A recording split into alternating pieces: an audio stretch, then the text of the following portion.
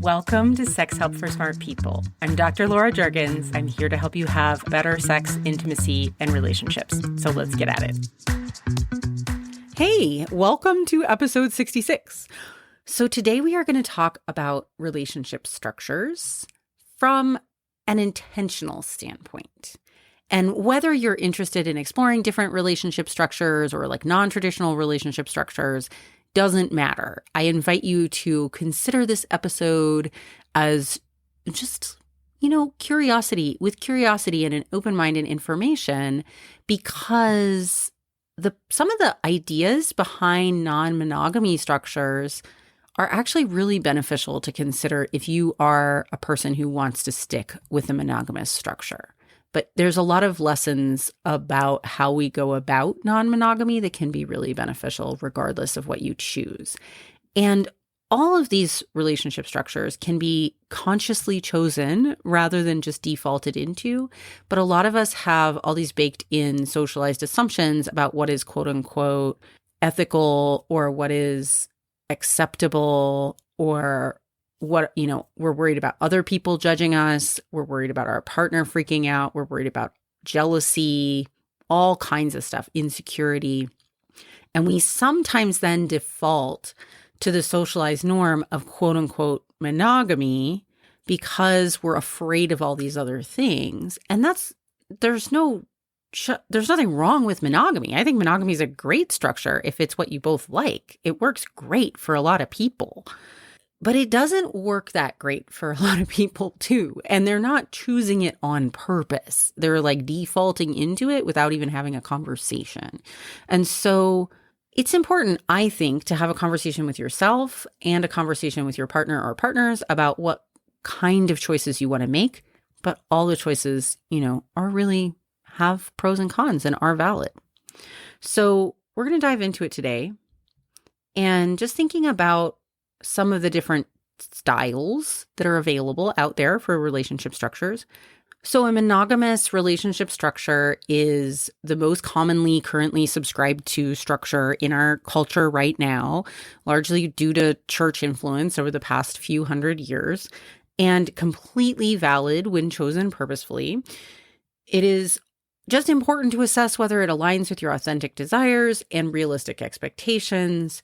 And it does require mutual understanding and commitment to that structure, which a lot of people try to assume by default that everybody is fully on board and try to avoid talking about it and avoid talking about alternatives and how that might impact their relationship, which means what winds up happening is there's a lot of pseudo-monogamy, which I'm going to put in a different category. That's a different relationship structure. It's one where monogamy is the supposed stated agreement, but not the actual practice. And that is, the statistics vary widely, but it's at least 1 in 4, maybe more like 1 in 3 relationships. It is very hard to say for sure when so many people are not being honest or are not even being honest with themselves about what they have done or are continuing to do. So there's a lot of pseudo-monogamy out there, and there has been since monogamy was invented. There has been a lot of lying and cheating about it since it was invented. And there's been a lot of creative interpretations of monogamy, right? In part because people haven't had always the explicit conversation, right?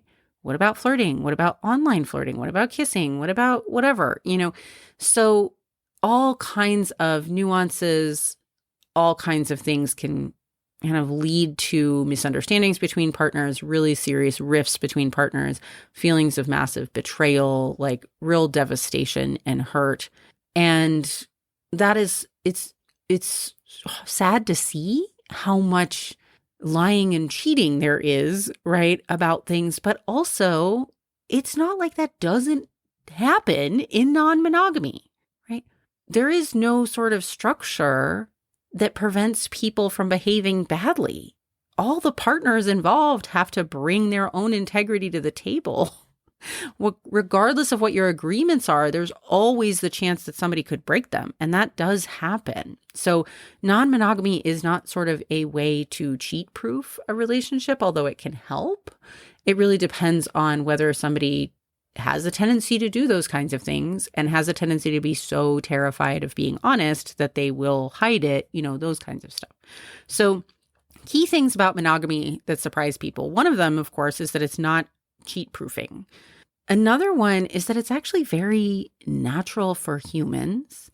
If you are curious about the history of human sexuality, I really recommend the great book, Sex at Dawn. It talks a lot about, our nearest social sexual relatives in the apes, which are bonobos, and they're very socially sexual, just like humans are. Also, female bonobos run around like rubbing each other's clitorises as part of their, group bonding. There's also a lot of history about sort of like an anthropology around hunter-gatherers, even in modern hunter-gatherer societies, of which there are not that many left. There's a lot of beliefs around multiple paternity. So they think that a woman gives birth to a baby after many men have contributed semen to help make that baby. And that is because there's a lot of multiple partner activity, right? There's a lot of biological evidence that this has been the norm for humans for a very long time over evolutionary history, because we know now that eggs actually choose sperm and can choose and distinguish sperm among multiple donors during a single session. Women's multiple orgasm tendency is another line of evidence. And generally, looking at the anthropology of just a complete lack of privacy for human tribes, lots of group sex seems to be the norm. There's evidence of same-sex activity for a very long time and across all kinds of species in the animal kingdom. So what is quote-unquote natural is not what the church tells us. And so just be on to it about that. Right? That even if you grew up with a lot of religious training, that what the church says is the norm has really been something that they've tried to enforce over the last few hundred years. And I'm not saying anything against religion, or if you have religious foundations to your beliefs around relationship structure, that is also totally okay. But we might as well kind of know where it comes from, right? There's no need to bury our head in the sand. It's totally okay as a choice, totally valid to choose to be monogamous, also valid to choose to be non-monogamous. But one of the things I'm just trying to say is that it's not like unnatural. All right, another thing about non-monogamy that sometimes surprises people and is that you can do either monogamy or non-monogamy ethically. And what one person sees as cheating is not the same for everyone. And I will argue, nor is it always unethical or such a bad thing. So for example, if a partner or like a spouse is in a multi-year coma or has severe Alzheimer's or whatever, they are not available to actually consent. You cannot get their consent.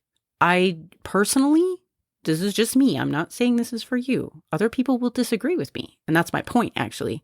But I personally don't think that it is unethical for someone to non-consensually outsource sex or have another relationship without having agreement from that person.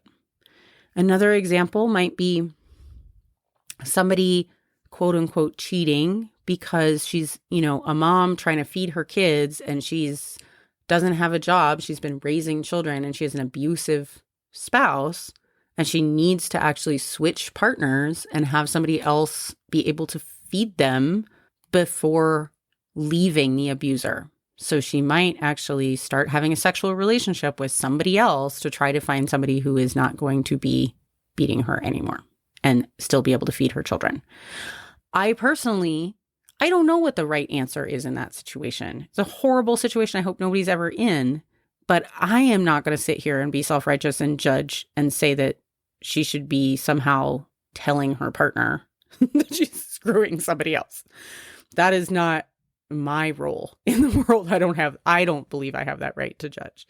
So for that reason, because there's so much nuance and there's so much gray area, and I think both monogamy and non-monogamy can be done ethically, and that ethical line can be really hard to tell, and it's not really my job to do it.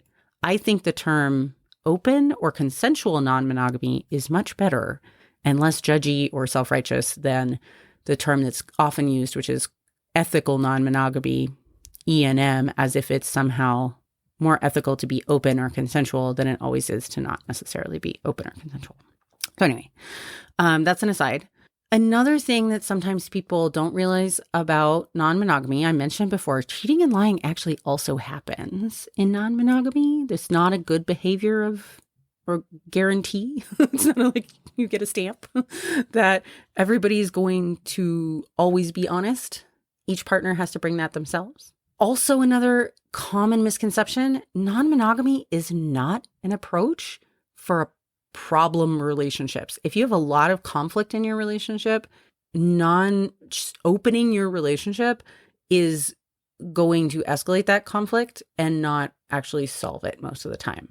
Non-monogamy typically requires so much more attunement, communication, mutual care, and just like work on your own security and your like just expressing love and connection with your partner in order to manage and prevent a lot of the jealousy. Non-monogamy requires a lot of that. Couples typically, if they're successful at the transition in opening a relationship, typically become closer because they have to in order to make it successful.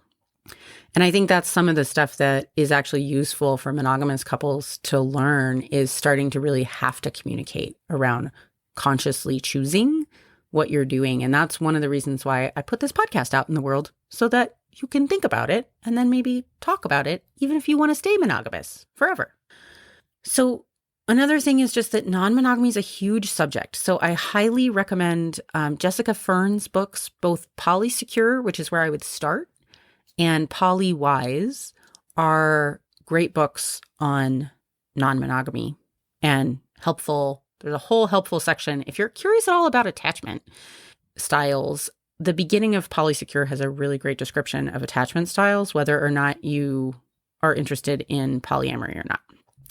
Another issue is that it is really important, whether you're thinking about monogamy or non-monogamy, to consider health risks and STIs if they're in monogamy, if there is cheating, and if it's like pseudo-monogamy.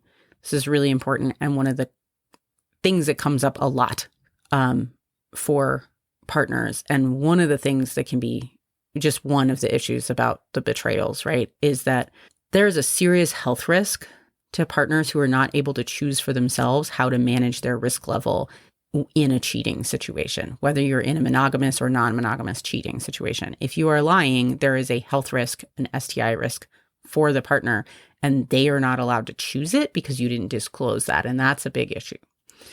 Another thing just to think about, I want to beware, is that there is a lot of lingo. So non-monogamy, I will just say, caution getting too hardcore or getting too attached to all the lingo.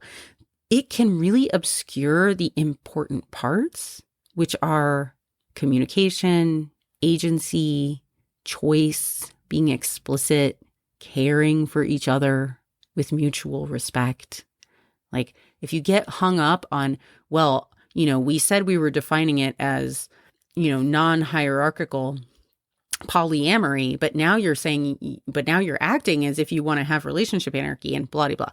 I'm going to define all that stuff in a minute for you, but I just want to say, please avoid going into the languaging weeds and getting super attached to that instead of actually listening to your partner and making explicit agreements based on being human beings. You can easily, there's all kinds of people who will tell you, there's all kinds of people on the internet who will tell, or in books, who will tell you, quote unquote, how to do open relationships. And they are not the expert on you and your partnerships. You are the only expert. And so when you are looking for guides, take them all with grains of salt, including me, but always take me with grain of salt. But I love critical thinkers. I always want you to be a critical thinker. Take everything through your own lens and decide what's right for you. You can pick and choose. You don't have to have the prefabbed meal. You get to pick and choose from your own smorgasbord. Okay. So with that said, just to familiarize you with a few of the non-monogamy options out there that are kind of the big ones that you'll hear bandied about. So number one is monogamish. And I love this. Dan Savage, who's like, hopefully you know him. He is a well-known sex columnist. He has the Savage Love column that's been syndicated through all kinds of weeklies around the country for ages. He's just a wonderful personality and a sexpert out there. He, I think, may be the one who coined this term, because that's when I first was introduced to it, when he was describing his relationship structure.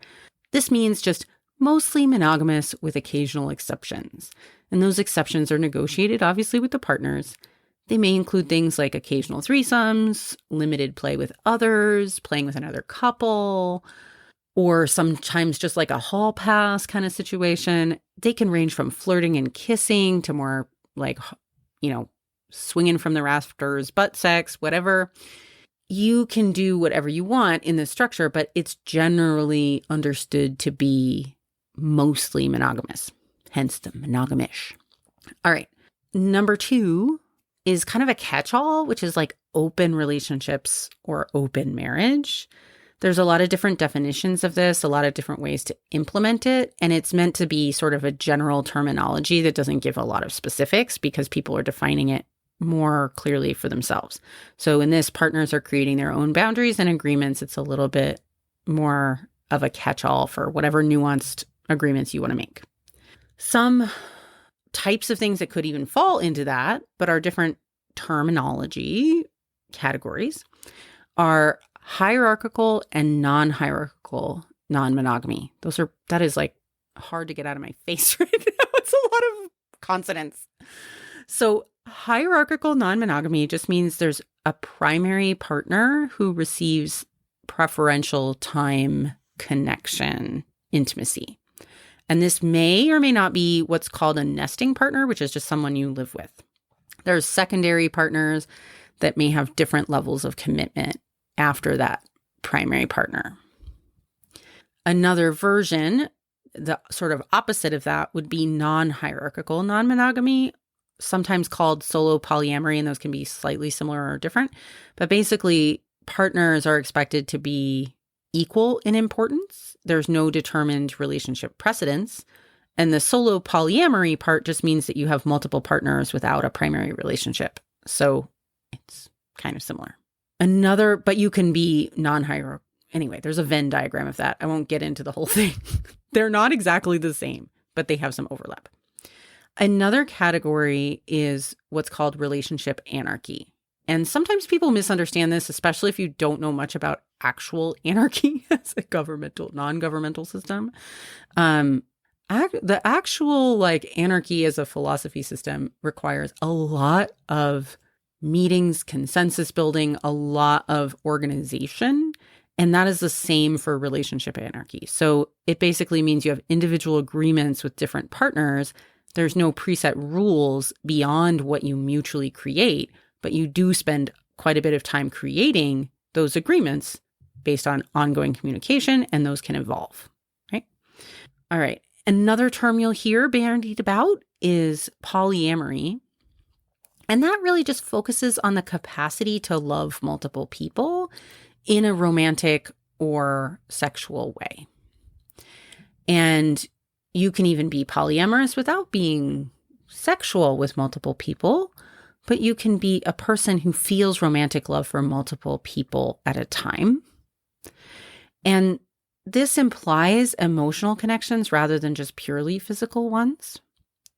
It is typically quite distinct from situations like swinging, where feelings are really supposedly discouraged. So this includes feelings. Polyamory includes feelings. You're allowed to have feelings for multiple people at the same time. And in fact, a lot of people actually identify as polyamorous. So it can be a structure, but it can also be an identity. Just like somebody might be gay, they might also be polyamorous, which means that they just find themselves able to be romantically attached to multiple people at the same time.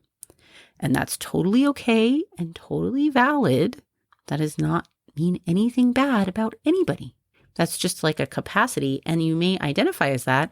You can identify as polyamorous and still choose to be monogamous, but it might be challenging. A lot of times people who identify as polyamorous really want some sort of open relationship structure, but not necessarily. All right, the last one I'll say is swinging, which is typically like a partner swapping arrangement. It is traditionally focused more on physical rather than emotional connection, and it often has its own kind of community norms and practices, and including sometimes some pretty stereotypical gender norms, so that can happen. I would just say, like, an example is some swinging communities can feel pretty sexist and as if men's pleasure is more important than women's, and they tend to be really heterodominant unless they're explicitly queer. And that just is, part of that kind of subculture culture. So if you are looking for community as a non-monogamous person or a non-monogamous couple or throuple or polycule, which just means a group of polyamorous people of some unknown number. See, I told you there was going to be a shit ton of lingo. So you're going to watch out for it. It's kind of like biology. When I saw a biology professor and the students' eyes would just like glaze over because of all the language. And you're like, take a breath. Don't get too overwhelmed by it, right? But if you are worried, sometimes people are worried that they're going to lose acceptance in their community if they come out as being in an open relationship or being polyamorous in some way, right? Especially if you're in a more conservative community. And that can be scary for people. They can be legitimately afraid sometimes of losing connections or jobs because people are judgy and think that they know better and think that they have the sort of read on the ethics of the universe. But there's also, on the other side, there's a lot of non-monogamous community building out there, and there's a lot of really accepting people, and you might find more accepting people by virtue of being in a non-monogamous community. So you may enjoy the new connections you make even more than ones that might be, disapproving. And it's also nobody's business but yours. So you don't have to tell people, and you can do things pretty discreetly if you want. But it is useful to find some communities that are aligned with you.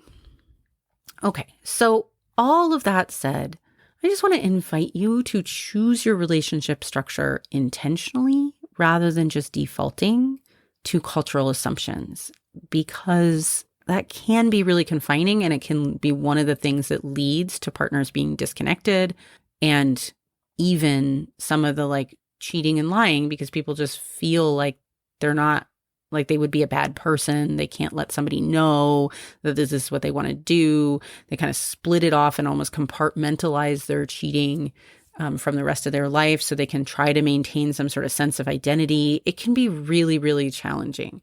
But in my experience, the people who are typically doing a lot of the cheating are not people who are inherently polyamorous. They're just people who don't mind cheating and lying. And I have seen no overlap between people who are inherently capable of loving multiple people at once romantically and people who cheat. I think obviously there's some Venn diagram of overlap, but it's not high in my experience. I've met a lot of polyamorous people with a very high level of integrity, and that's actually what led them to, they didn't want to be a cheater. And so they really thought long and hard, and they took a lot of personal risk, and they got a lot of help so that they could have a discussion with their partner honestly and openly. And I have a lot of respect for that, because I respect people doing hard emotional things and being honest. But it's important to create whatever you want. Your structure is okay. It's up to you. It's just important to create your own definition, right? So defining your relationship based on what works for you and your partners, the freedoms that you need, the secure agreements that you need to feel okay and that you understand what's going on and that you're not going to be like rocked with insecurity constantly, right? There may be a period of that during an adjustment, but you want to think about how you want to show up together, right? And the focus is really on mutual agreements. I think that's more important than external definitions, and allowing personal authenticity as like the guiding principle for your relationship choice. and allowing it to be a living process, right? Especially if you go with non-monogamy, you will probably renegotiate periodically, and you will need to have a lot of conversation. So the take-home exercise I have for you today is just to spend some time considering what you actually want in terms of relationship structure and why. The big thing is why. Be sure that you like your reasons. If they're all fear-based, you may not like them that much, right? Just consider. If you are considering opening your relationship, I also just want to say I strongly suggest getting some help and support. There are a lot of people who are qualified to do that. You do have to look for them. I do it, but there's also other coaches, quite a lot of them. A lot of somatica coaches do this type of work. And also there's therapists who specialize in polyamory and opening relationships. So there is specialized help out there for this, and it really does help to have someone else besides your partner to facilitate and support the two of you, because if you are in a relationship that has been monogamous and you're thinking about changing that, it is a rewarding journey, but can be really fraught and difficult. So getting help is a really good idea. Okay. Regardless of whether that's you or not, I just want to invite you to reflect, and I hope this has been useful. I'll see you here next week.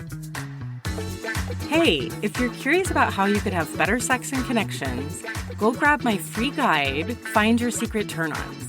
It's right on my website, www.laurajuergens.com, and the link is in the show notes. I'll see you here next time.